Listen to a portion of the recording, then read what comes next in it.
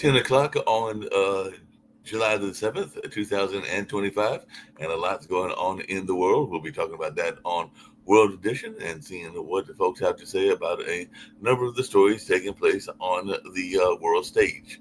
Australian Erin Patterson has been convicted of the mushroom murders, so she's been found guilty of those murders in the Australian mushroom poisoning case. So definitely, jury found her deliberately killed lunch guests with poisoned beef Wellington. So that is something that folks are talking about in Australia. And Trump hopes to align with Netanyahu on Gaza war endgame during a visit. So what's at stake at Netanyahu and Trump meeting in Washington?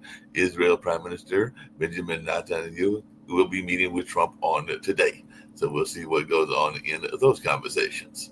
And BRICS leaders meet amid Trump tariff threats. So BRICS group condemn increase of tariffs in summit overshadowed by Middle East tensions. So BRICS condemns attacks on Iran, Gaza war, Trump tariffs, and there were other key takeaways as well. Putin says that globalization is obsolete and the future belongs to emerging markets. Israel carries out first strike against Houthi targets in Yemen since Israel-Iran ceasefire. Israel says it struck Houthi ports and seized cargo ship in Yemen. So the Israel bombed ports and power plants in Yemen as Houthis fire more missiles. And Russia says it downed 8 Ukrainian drones headed for Moscow. Russia fires over 100 drones at Ukraine as Kremlin dismisses transport chief after travel chaos. So Russia and Ukraine trade drone strikes as Kyiv signs deal to boost drone productions. So this drone warfare is definitely an important part of what is going on there as well. The Dalai Lama celebrates his 90th birthday with thousands of devotees in India as crowds throng his home in exile. Should act and speak prudently. China protests Prime Minister Modi's birthday greeting for Dalai Lama and lodges a formal complaint. So that is something else that folks are talking about as well. And there are foreseeable flaws in the Gaza aid project that has led to the shooting of Palestinians. Knives, bullets, and thieves, the quest for food in Gaza. U.S. contractors say their colleagues are firing live ammo as Palestinians seek food in Gaza. And Al Jazeera says going hungry, more than 700 Palestinians killed seeking aid in Gaza. And the Hezbollah chief vows not to surrender weapons under Israeli threats. U.S. unbelievably satisfied with Lebanon reply to proposal on disarming Hezbollah. U.S. envoy receives the Lebanese government's response to Hezbollah disarmament proposal, and that was reported earlier today as well. And an eruption of Indonesia's Mount Lewatapi Laki volcano sends ashes 11 miles high.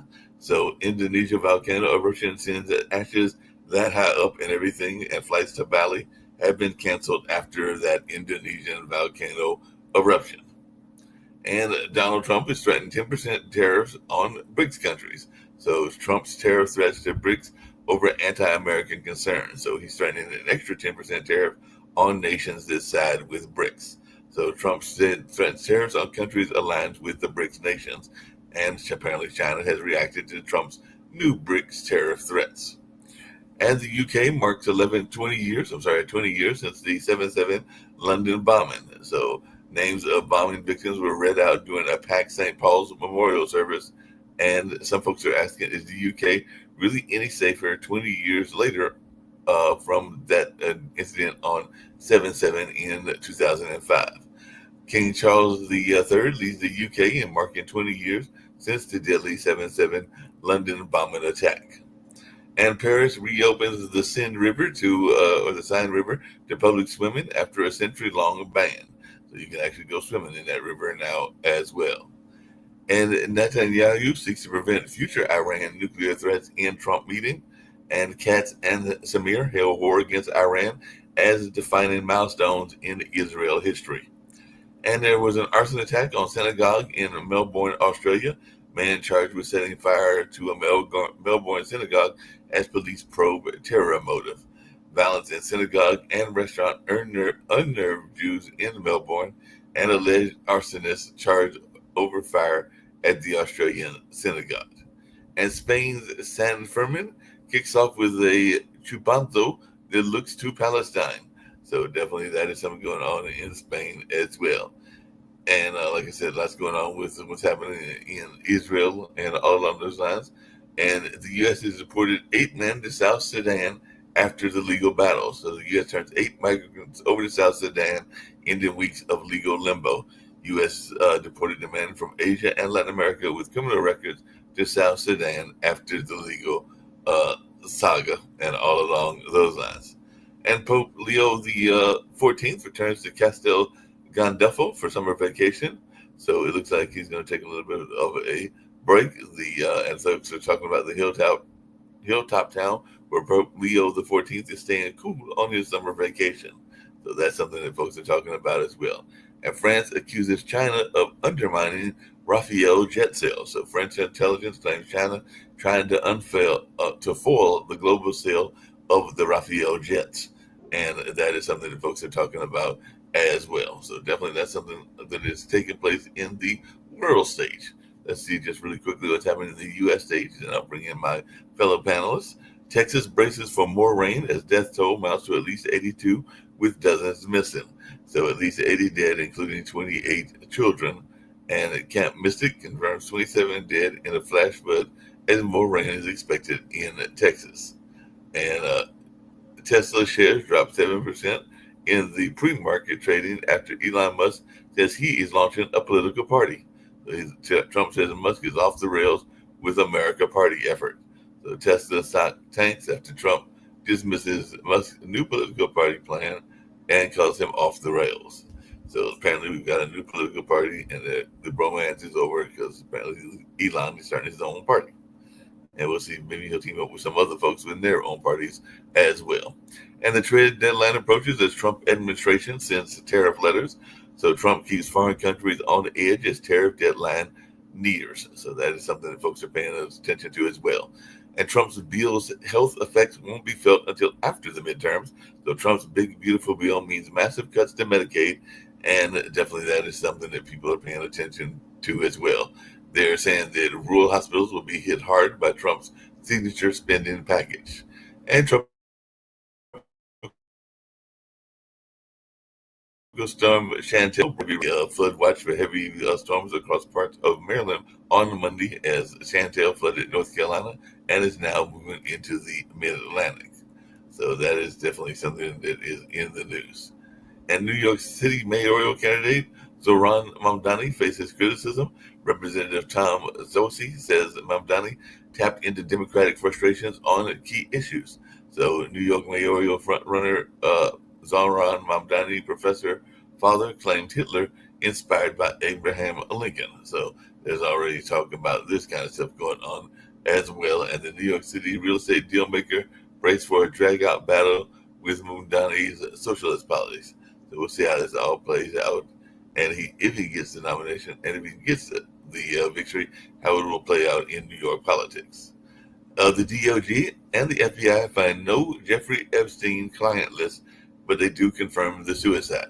So it looks like they have found no list, and Musk tweaks Trump with Jeff Epstein post, and that was earlier today as well.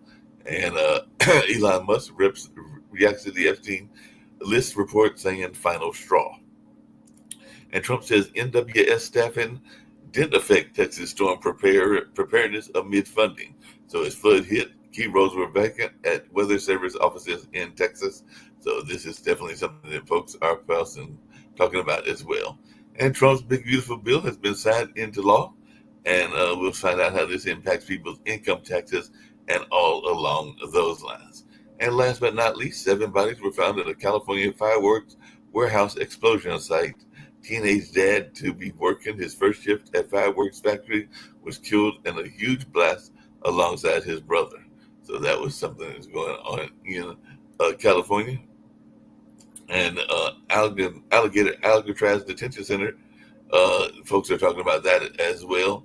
And definitely this is definitely something folks are talking about in terms of it being built and what this will mean in terms of the way that we treat the migrants if they're going to this particular detention center.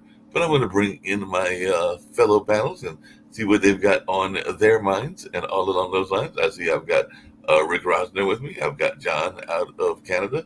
I don't know if anybody else is going to be joining us. How are things going today?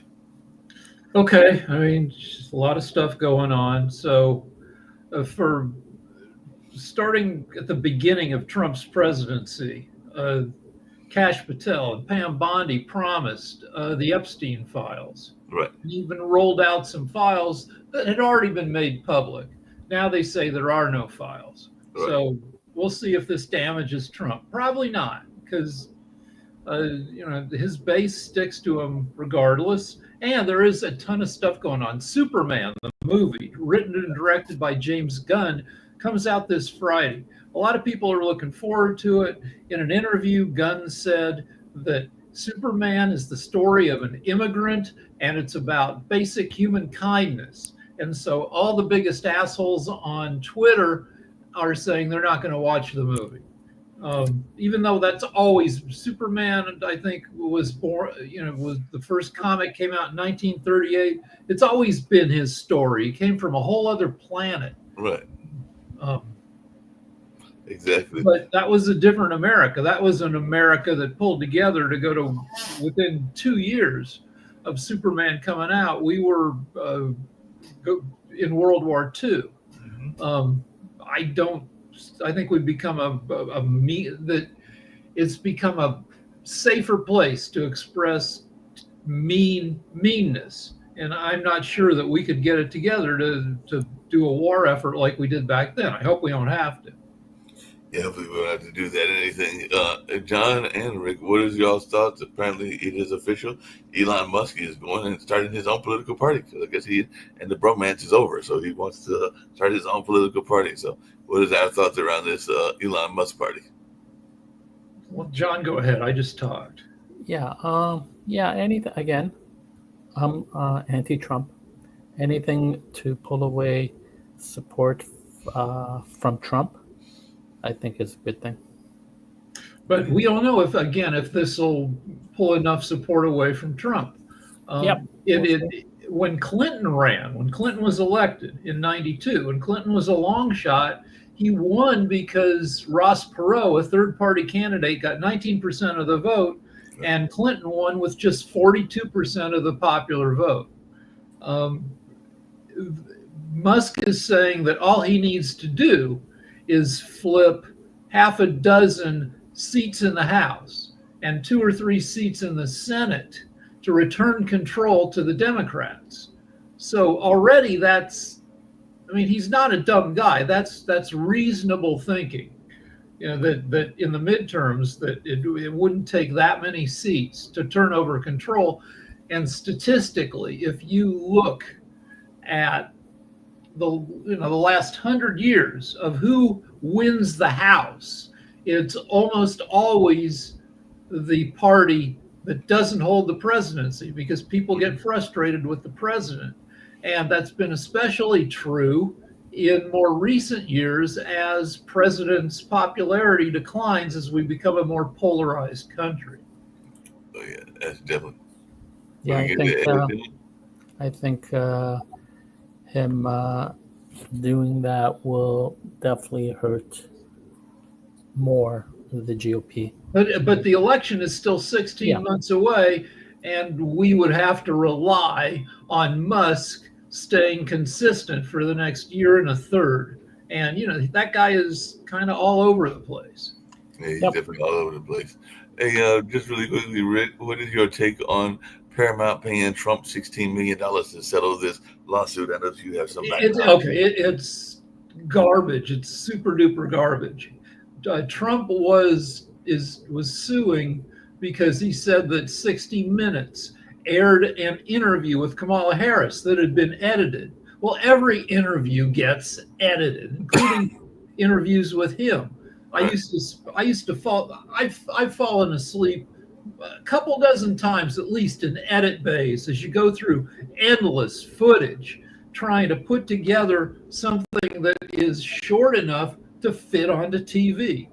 On a late night show, when you're doing a monologue piece, your ideal piece is 2 minutes. People don't want to watch a long, sloppy thing, and there's not room. Even the celebrity interviews on a late night show are only 6.5 minutes long. So you've got to get to the meat of things, and that requires editing. And so what 60 Minutes did was entirely business as usual.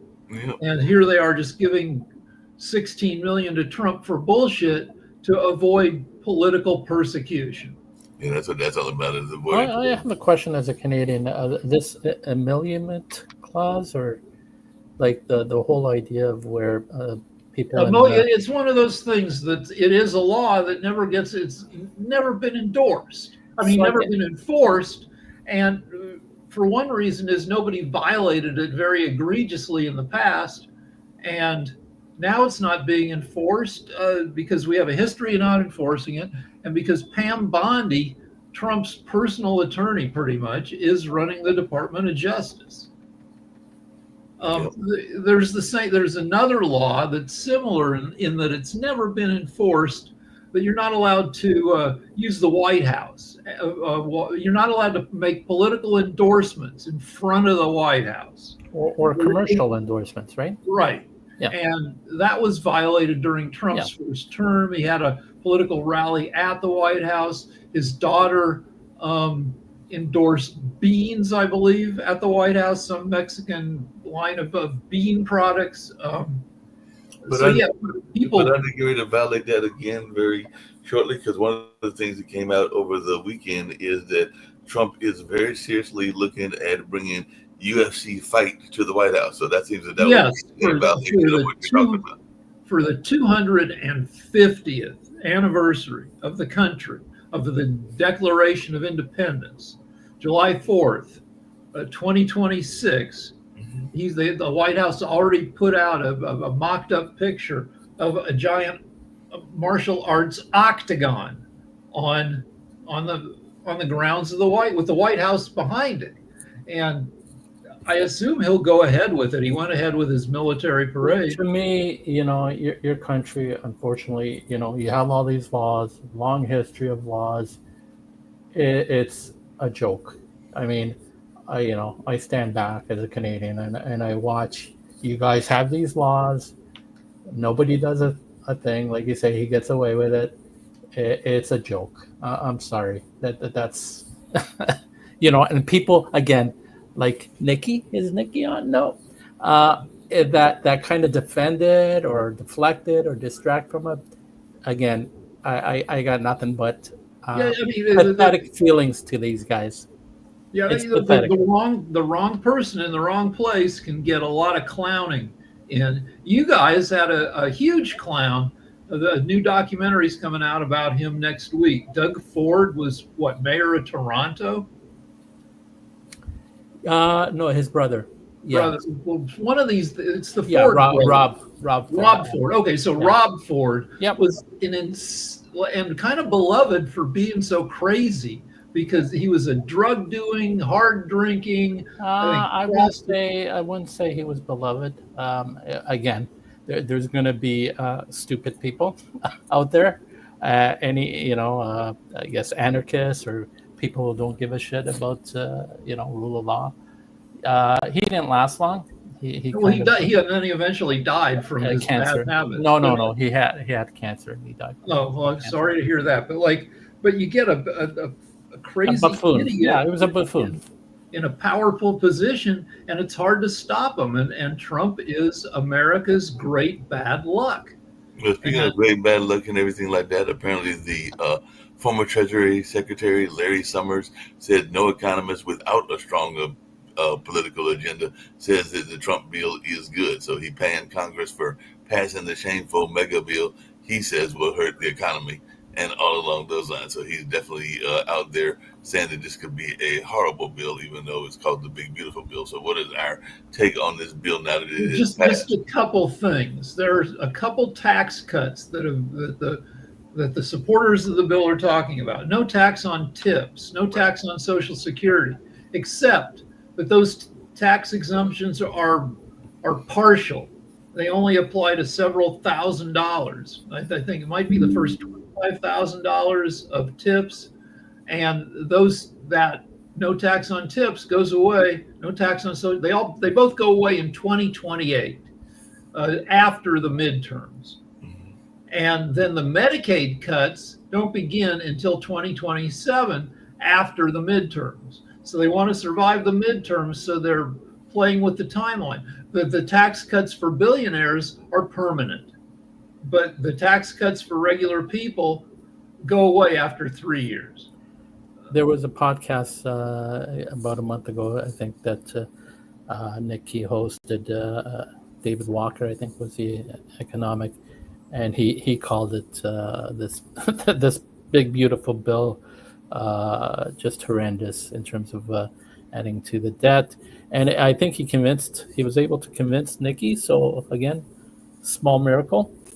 I'll just keep harping on the same thing. You guys with Trump and people that support him, smart dudes who should know better, who treat it as a joke, treat it as non-serious.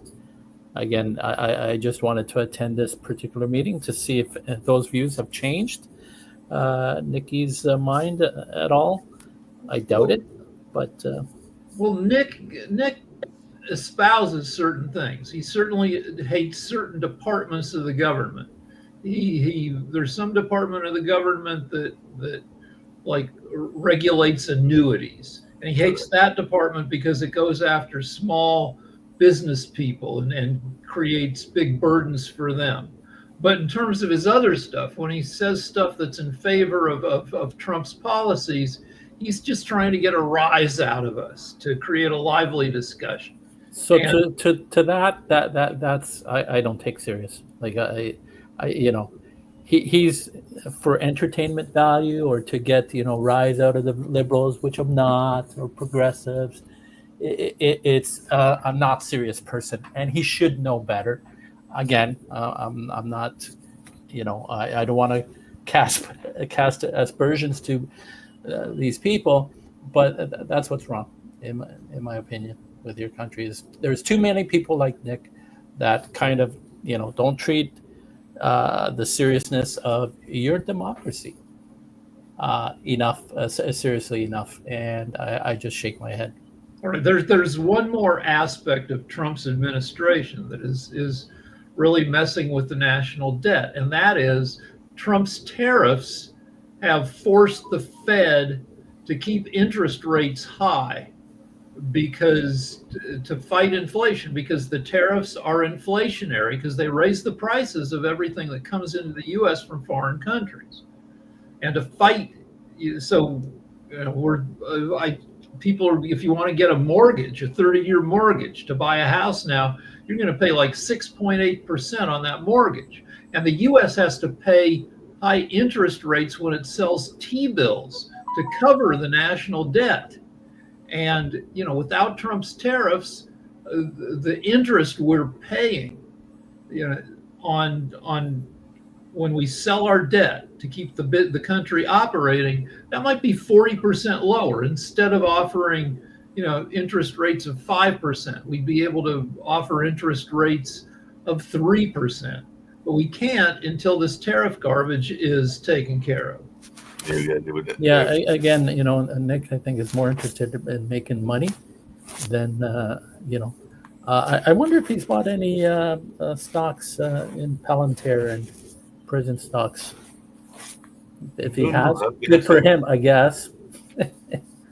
We'll have to find out if he's done that or anything. I don't even know what kind of real estate deals he's got and everything, because I know one of the things, and maybe you've got some thoughts about this, Rick, is that I know that they're probably already targeting Zohran, the Muslim candidate for New York mayor and everything like that because of his ethnicity and definitely because of being from Uganda and some of his religious heritage. And there's already folks that are saying that they expect a kind of a battle with him if he gets into office, because he's got some very liberal views and some very good views in my mind about housing and stuff like that. But the real estate deal makers, including the Trumps of the world, are probably bracing for a drag out battle with him, both in the campaign and should he get elected.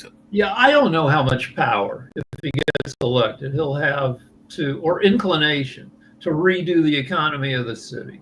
New York is one of the richest cities in the world, and the people with money there, they have, as a group, they have a ton more power than the mayor does. Yeah, I agree. So it'll be interesting to see what goes on in that. Hey, Doc, I see you rolled out the episode. We'll air it later of the World Talent Show and everything. It was more a pitch contest because it was more about people pitching their ideas for projects. I think what Nick had in mind was more of a talent show, kind of like American Got Idol or American Idol or America's Got Talent or something like that. Not that we can't do both and everything, but just tell us about the show that you wrote out, because I saw you had a couple of people that pitched some ideas of some businesses that they had in mind and that kind of talent. Yeah, let's say I'm from emerging economy, right? So an emerging economy example, what Bangladesh has. Bangladesh has a lot of talent and young people. So young people has a lot of dream, good dream, positive dream, and they are looking for a good ecosystem.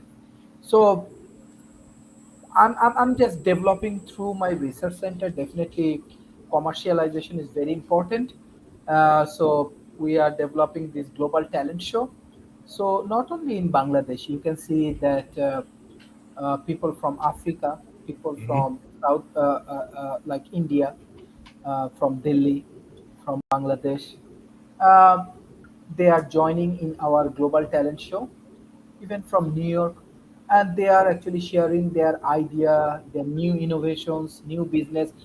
Definitely, the musician, singer, dancer, they will join step by step.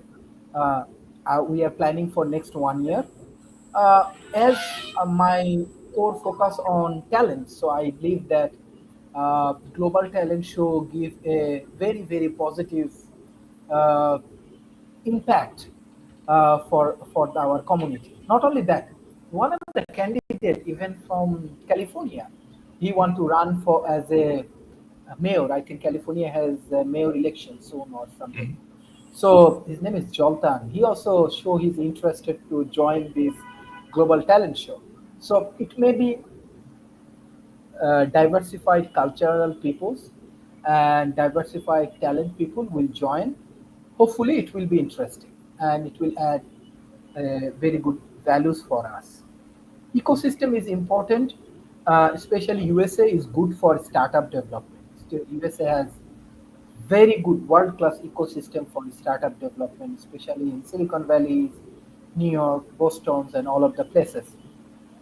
So from Pod TV network, for my talent, if you have real ecosystem like venture capital, like mentors, like any good things, maybe we want to invite them all, because only attending the program is not enough. Nurturing them from for long time is also important.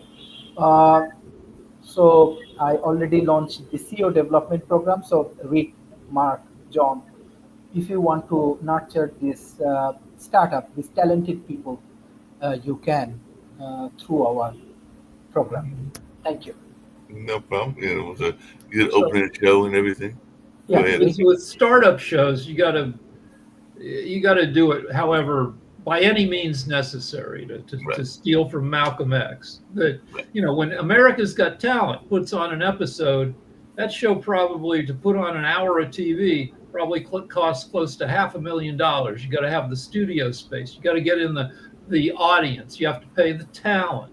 You've got to fly the talent in to Right. the competitors, and we don't have any of those resources yet. So yeah, we're going to look at what can people do via this kind of camera connection.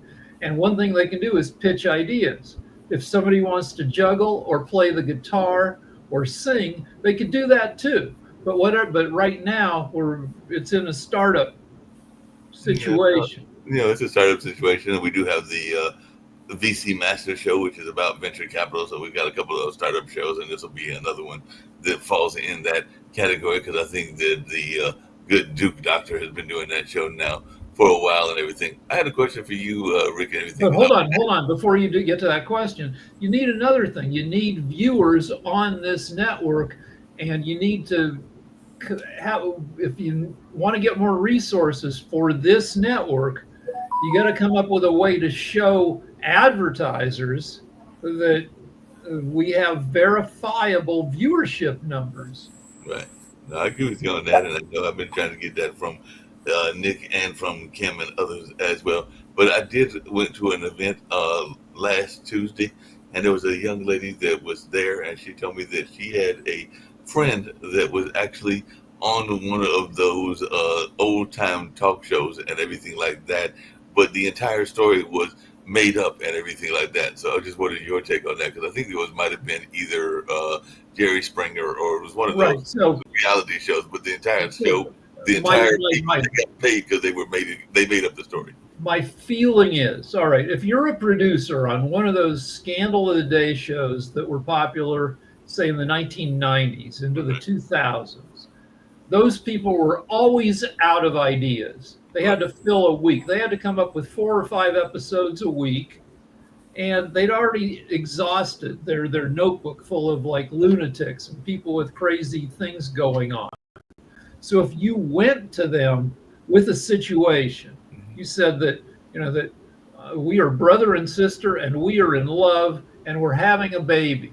If you call the producer and you said that, they're not going to verify your story. They're going to arrange for you to get flown to, Cleveland? Where did Springer get shot? It was Cleveland. Okay, so they're going to fly you to Cleveland. I mean, I did that a couple times back in the 80s where I said, here's my story. I got on the Geraldo show. Geraldo Rivera used to have a show, Scandal of the Day show. They flew me out. One time they flew my dad and me out. For a completely wrong reason. They had us on the show and we were father and son swingers and we had no idea because we weren't, and we're like, well, we're not swingers, and they're like, okay, it's a lot of chaos. And yeah, it makes it easy to make stuff up, but I don't think the producers themselves make stuff up. I think they're just sweating, trying to keep their jobs. They're probably just trying to, speaking of keeping their jobs, and maybe Doc's got some thoughts on this because it's very popular in the Asian market, but I was looking up entertainment news because I like to look at that on occasion as well. Hold on a second, Doc. And I saw that Netflix says that 50% of global users now watch anime, and that is, they are going after the anime market and they're coming out with some new anime. So wait, 50% say again, I missed watch anime? Is that what you're... So Netflix says 50% of their global users now watch anime, and therefore they're going to expand their amount of anime on Netflix and everything because the anime is so popular. So apparently 50% of the global users are watching anime. Well, we should have Jatovi on to talk about that. But here's my problem with anime and other animation. It's too easy to do stuff. If you're going to do it, there's a movie out with John Cena and Idris Elba and Chopra, who's married to Nick Jonas, and it's the Prime Minister of England and the President of the United States. It's like Air Force One, except ridiculous. They have to fight bad guys. And Elba plays the Prime Minister and John Cena plays the President of the U.S. And it's got a super high body count. Planes are getting nuts. And even so, because it's a live action movie and they're spending, this movie probably cost over $100 million to make, at least 80 million. Because it costs so much money, somebody went over the dialogue and made the dialogue decent, not great, but at least okay, and made the action and the plot not great, but at least okay, so they can kind of recoup their $100 million. With anime, people can do it. It costs no more to blow up a whole city or to bring in space aliens than it does to just have people go to the drugstore. Animation makes things too easy which means that, and it's easy to But get my- away with it's putting my on understanding crap. Hold that on, wait, animation- let me finish my point. Because animation is easy. If you look the quality, the scripts, the dialogue, the plots for anime tend to be crappier than for live action. Also, because anime has a lot of kids watching, people are like, it's for kids. Let's put out crap. So that's my issue. Yeah, but it's my understanding that anime and animation aren't necessarily the same thing, and that anime has a lot of adult content as well. But that's just my understanding because I know a Yeah, lot of but people. make it good. Make it good. It still offers way too much opportunity to put on stuff that's kind of just crappy. Hey, Nick, we got Nick with us, and we'll see what he thinks about the big beautiful bill. I know we got economy, but I do have a question for you, Nick, that is involving a case that just got solved. Apparently, Diddy was acquitted of sex trafficking and racketeering charges, and he got a standing ovation from inmates after the court victory, according to what his lawyer said and everything. But he has done some time, and he did get convicted of some charges and everything. So, did he wind up serving any prison time, or did he just get time served for the time that he was in prison during the trial? Well, I think what he was found guilty was transporting for the purposes of prostitution.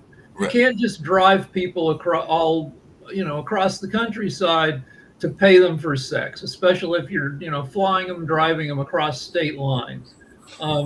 He was guilty of 2 charges, each with a maximum sentence of 10 years. So if they made the sentences run consecutively, they could lock him up for 20 years. They're not going to do that.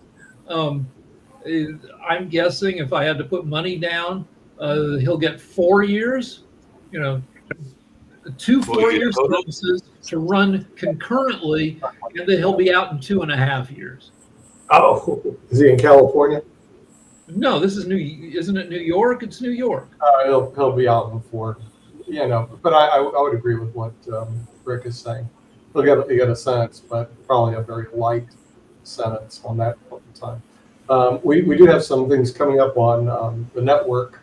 With later on, we're going to be talking about Ray Dalio's book. I invited Ray to show up, but he's hard to get a hold of. Anyway, he wrote "Why Countries Go Broke: The Big Cycle." Okay, and the misreporting of the national debt on this particular issue, because they're saying, well, it's $3 trillion over 10 years, which is true, but here's the misreporting. The misreporting is if you do $3 trillion over 10 years, and he does this for 4 years, it's 12 trillion. You see what I mean, Mark? That's a big number. What you're saying is that every year the U.S. runs out of money, has to raise the debt limit. Yeah, right. And they're saying 3 to 5. But see, if you look at 5 trillion over 4 years, in other words, if you do just a linear progression, you're talking 20 trillion. Now you do some math, and I know Americans are very math challenged, or Las Vegas wouldn't be the fastest growing city in the United States. Okay, so it's 12 trillion to the 37 trillion. That puts us at 49 trillion in debt when he leaves office. And if you look at it again, if you add 20 trillion to 37 trillion, you're talking about 57 trillion, almost 60 trillion in debt when he leaves office. The media has misreported this because they have not done what I call basic linear progressions and show me where I'm wrong. In other words, the only way this big, beautiful makes sense is that next year he balances the budget. But I don't think that's going to happen. So I believe in linear progressions, and with a linear progression, we're going to look at a national debt of $50 to $60 trillion when he leaves office. Okay, and that's going to be my report on this big, beautiful piece of trash. So I agree with Elon Musk, even though not for the same reasons. Elon's just mad because he got his tax cuts destroyed. He doesn't get all these tax benefits for those worthless EV cars anymore. And he's been subsidized by the government for so long. It's just disgusting. And they don't report that either.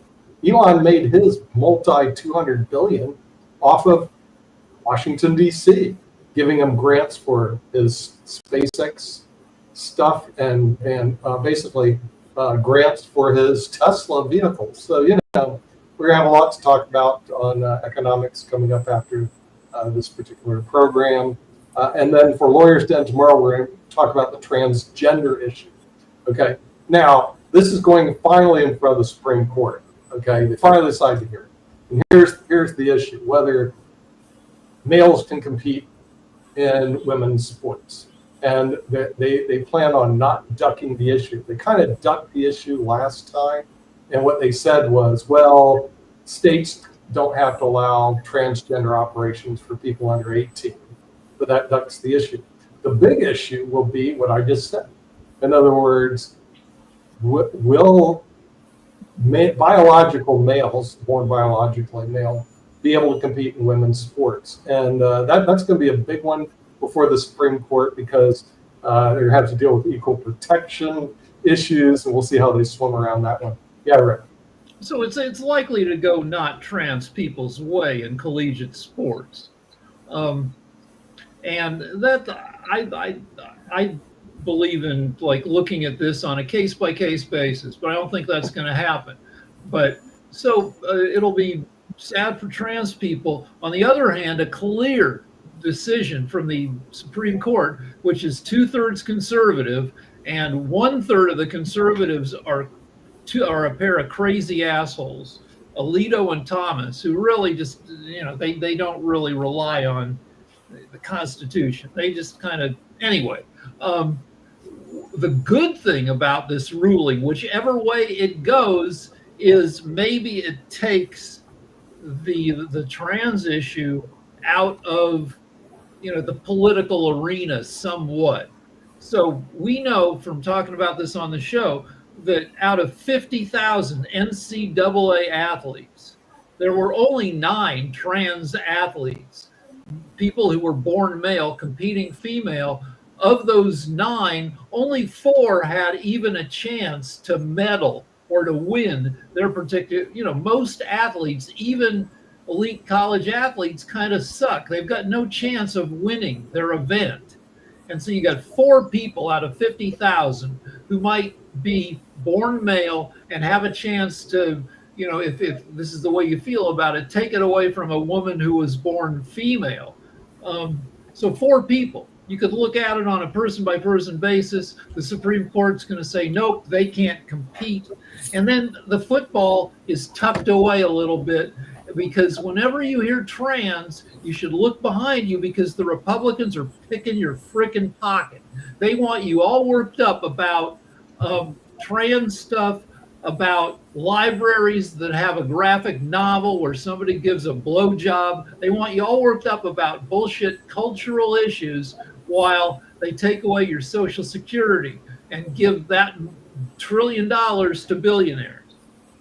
Bang on. That's well, right. just to clarify the issue, no Social Security was taken away. And to also remodify what you're saying, notice it's taking away trans rights. We should remodify it saying this decision may go in favor of traditional women's rights. When you say for favor of trans rights, that's very leftist. I mean, they do that all the time in media, but fine, but they're just going to traditional rights variation. And then you minimize this. Why do you minimize this when the thing is, it's not, you talk about NCAA. You don't talk about all the high school and the junior high school people. So this is typical left-wing BS, that you're minimizing the problem and you're trying to glorify the LGBTQ, whatever they call themselves, community. Well, okay, let's talk about it, because California, high school sports, California has 40 million people, 1/9 of all the people in America. And how many trans high school athletes this last track and field season did we have an issue with? 1 out of frickin' however many million high school students there are in California. There was 1 elite trans athlete who won her events. So that's 1 out of, I don't know, I'd guess that there are 3 million, maybe 4 or 5 million high school students in California. It is not that, you know, it's an issue that people pay attention to, but it doesn't personally affect that many people. And I'd love it to get less attention so we can pay more attention. And yeah, you're right. The big beautiful bill does not pull Social Security. It fucks Medicare and it fucks food stamps to the tune of I don't know, over $1 trillion. You mean Medicaid and food Medicaid, all right, one of those Right. freaking things. Yeah. But it screws those things. It makes it Right. Yeah, it does make it more difficult to be poor in America. I would have to grant you that. It's not a good idea. A couple points for me. 2023, there were 5 transgender women competing in high schools across the entire your country. country. 5 trans. Yeah, Okay. so the issue, I know it's like, well, So let me finish my point. So Right. yeah, so great, fantastic. Let's tidy this up. Let's prevent these extremely small a number of people competing unfairly. Yeah, go ahead and do that. Fantastic, good. I applaud that. 5, wonderful. I'm being sarcastic, of course. The other thing too is, again, Rick is absolutely right. These culture type issues, the GOP has done a fantastic job, kind of distracting, deflecting. In the meantime, the top 1% keeps the inequality keeps growing. It's not going to end up good for you guys at all. The wealth is being stolen from the lower classes and being funneled up to the top 1%, and that's been going on since the early 80s. Right. So productivity has increased 5 or 6-fold since World War II because of technology. But all the gains, the monetary gains from the increase in productivity have gone to the rich people. And basically middle class, working class wages have stayed more or less flat since the 1970s. And under COVID, billionaires' wealth doubled because they had all the shit that we turned to for entertainment during COVID. And Rick, Yeah, and I absolutely agree with you. And I was just looking at a study the other day that most people that are millionaires in the United States, almost like 50% of them, are entrepreneurs. And then that's the number one job category. Then when you look at billionaires, it's almost 74% of them are entrepreneurs. And when you look at our education system, they don't teach entrepreneurship because who's teaching it is government employees. And government employees are not entrepreneurs by definition. So you have government employees who are part of a very strong union, the National Education Association, very strong union, that keep out entrepreneurs so they can keep projecting people over and over again and train them to be employees and not entrepreneurs. Since you're training your kids to be employees and not entrepreneurs, they're going to be broke. Too bad. You're woke. That's great. You're going to be woke and broke. If you want to affect change, you've got to change the educational system where they train people to be entrepreneurs. We used to call them E's rather than EEs. But unfortunately, that's not the educational system in the United States. You're trained to be an employee. Where's my paycheck? Tell me what to do. Okay? Not how can I look at the system, improve the system, get a niche in the system, and own my own business. And those are the people that have money in the United States. The rest of them are broke. What a surprise. Yeah, right. There used to be an after-school program when I was in high school 1,000,000 years ago that taught kids how to start a business and run it. And I forget the name of it, but you would work on it. You'd design a product. You'd work on the product. You'd market the product. You'd go out and sell it to people. I did it for a while. We were making clocks, wooden clocks. The product wasn't that important because the idea was, but yeah, that was not an official school program. And it was a little cheesy, but if you worked on the school paper, you had to go out and sell ads for the paper. Yeah, part of living in America. Calvin Coolidge, the president in the 1920s, said the business of America is business, that we are a country that is supposed to be set up for entrepreneurs. On the other hand, you know, Hold on a second. You said that there's no courses on entrepreneurship. I could just type that up and everything. There's an online MBA in entrepreneurship offered by UNC Wilmington. There's one by Full Sail, Turning Ideas into Business and Innovations. There's one by Johnson and Wales Online, and that's just the first three that I found. And which high school are these, Mark? Which high schools are you talking about? I think different colleges, but I could also find some in high schools.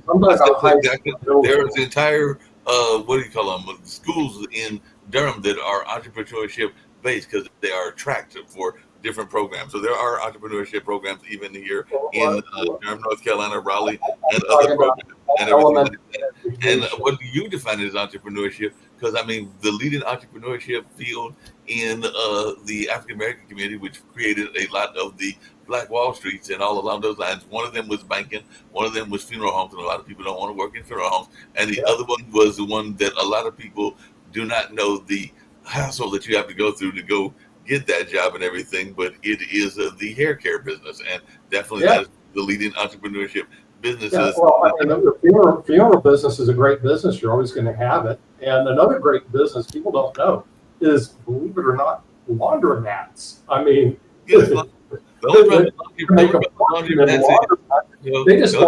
do work. They want to, where's my job? Where's my paycheck? Tell me what. But the only problem with laundromats is environmental. Because I know some people that have had laundromats, and there can be some environmental problems, particularly after you close the laundromat. There's always problems in business. Okay, you know, the thing is, it's not like everything's going to be cookie cutter. Yeah, great.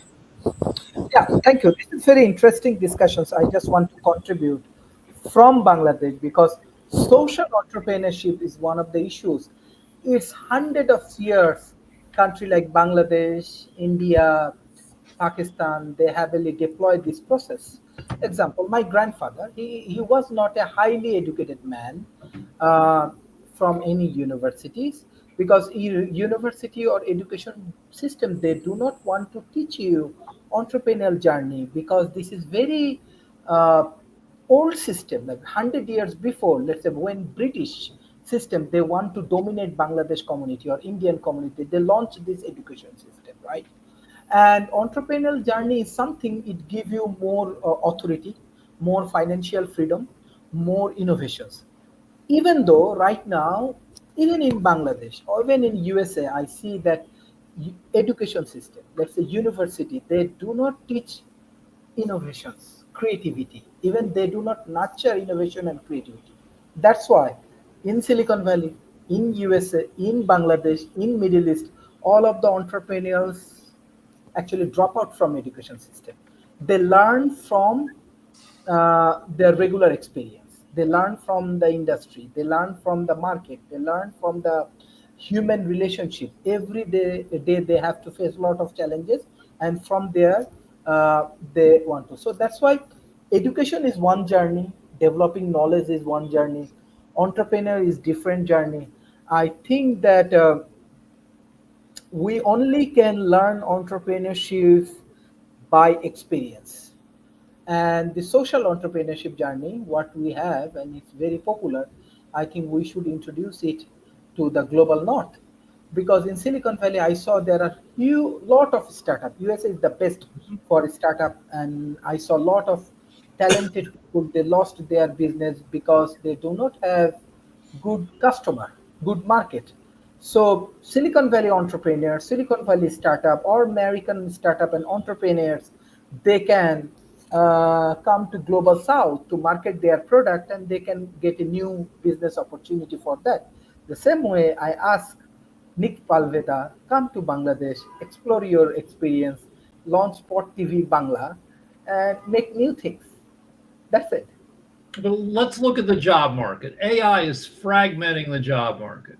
If you have a company with 100 human employees, somebody with an AI company is coming to you saying, you don't need 100 humans when AI can do the job of 40 of those. So there's the saying, that AI doesn't need to be able to do your job as well as you. It just has to be that the head of an AI company can convince your boss that AI can do your job instead of you. Yeah. And so with jobs being fragmented, then people have to run to the gaps. You mentioned a couple areas. Doing hair. That's like everybody's going to be a mini entrepreneur.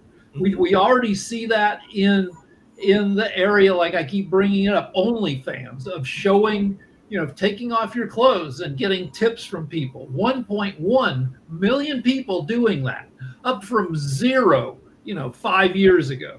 Hair, doing artisanal stuff. AI will make your meat for you. Like, they'll run the big pig farms. But if you want to make artisanal bacon and have like 8 pigs out on your farm and then smoke it yourself and then sell this really awesome bacon for $30 a pound, you're welcome to do that. Hey, just really Yeah, quickly, Nick, internet that most high schools don't have courses like business law, business management, entrepreneurship, or marketing. So this is the United States. but the flip side of that, But there's plenty of people complaining, I don't get my Snap, I don't get my Crackle, I don't get my Pop. Well, you're not going to get your Snap, Crackle, and Pop, so you better get off your keister and learn how to. Here's what LA has. The Los Angeles Urban League. Hold on. The Los Angeles Urban League Biz Institute free intensive virtual year-round program for students ages 13 to 18. Teach you about business. So most of this stuff is not in the classroom. It's in addition to the classroom. Yeah, and you have to search it out.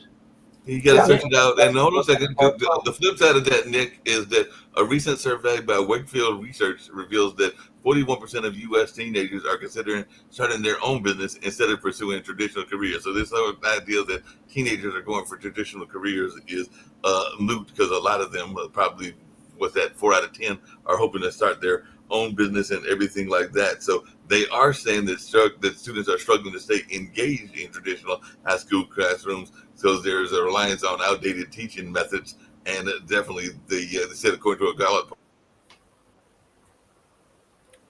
I just put some on the chat. The evidence from feel engaged in their learning, which is a sharp decline compared to elementary students. So there is this, we need to get more engaged. If you guys are serious about it, I just want to make a point. If you guys are serious about decreasing inequality, vote for Democrats. The evidence from decades of economic research and historical data indicates that Republican policies have contributed more to the growth of income inequality in the U.S. since 1980 than Democratic. But here's what's going to happen. Personal services, that is, you've got rich people won't want robots to do shit for them. It'll be fancy to have personal servants doing stuff for you. So the one area of growth is providing personal services to people who like people doing things for them. Right. And for instance, from the global market for personal services went from 1.26 trillion in 2024 to 1.38 trillion this year. So it's already growing, and it'll grow more substantially. And we can hope that there will be more income inequality. I mean, less inequality, but some will persist, and catering to the people who have the money will be a huge business area. Vote for Democrats if you want decrease inequality. I'm sorry, that's the answer. It's politics. Vote in Democrats, because if you continue to vote in Republicans, they're gonna do what the rich people, which are mostly Republicans, and tax cuts.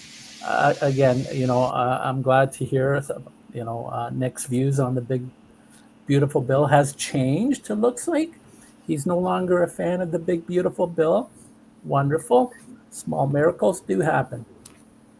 And on that note, we're But- going to but- get but out of hold- here. But go ahead. Shoot, I lost my thought. Yeah, going to wrap us up and everything. Yes, we're Big, going to get beautiful out of here. Bill. Maybe we'll invite some of the people from some Oh, of these. here's my thought. Sorry. That one party, the Republicans, is reliably owned by rich people. You don't want to contribute to a party that may do what you want some of the time. You want a party where you know what they're going to do. And the Republicans are very reliable. And people have done studies. And for every $1 million that rich people donate to Republicans, they get back $5 million in tax savings. They get their money's worth. Yep. And then no, we can Yep, get out of here, yep. and maybe I'll try to find some ways to get some of the folks from the Duke Entrepreneurship Program and the Incubator EDU program, as well as a couple of entrepreneur programs out of Boston to come in on our show, because there are some youth entrepreneurship programs. So hopefully we'll get them on future episodes so they can let Nick know that they do exist and all along those lines. But right now, let's get on out of here. We've got Economics Monday coming our way as well.